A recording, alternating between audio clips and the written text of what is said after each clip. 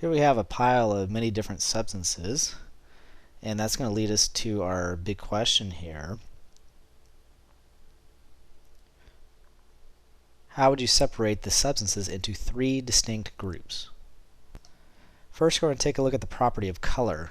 And so we separate into three different colors: blue, yellow, and then sort of a whitish color. So we separate the parts of a mixture, and those different substances have their own properties, and one of them being color. Next, we look at a different property. We look at the ability of light to go through the substance. On the left is a transparent property where light can pass through it.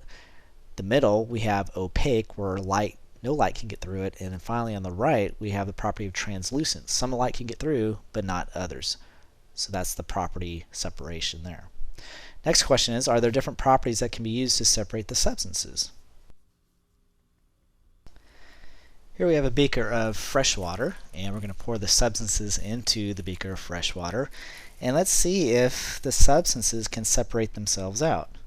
What we're going to have to do is take a spoon, and we're going to have to tap down some of these substances because there are some air bubbles being attached to the substances, allowing them to float to the surface. So we have to tap these down to get rid of the air bubbles to see which ones truly float in water and which ones truly sink. This is the property of density. So you can see the translucent ones of the white color are less dense than the water. Their other substances have a greater density than water, and therefore they sink to the bottom of the beaker. Next, the beaker this time is filled with salt water. Not regular water, but salt water. And so we're going to do the same thing again. We're going to pour the substances into the salt water this time, and we're going to tap down those substances with some of the air bubbles attached to them to see which ones are truly more dense than salt water and which ones are truly less dense than salt water.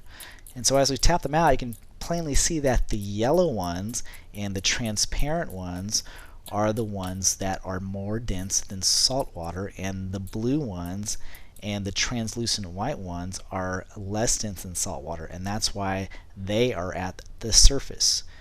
So the substances in a mixture keep their own properties, and that's the reason why you can separate out the parts of a mixture based on those properties. They're not compounds because they still retain their properties.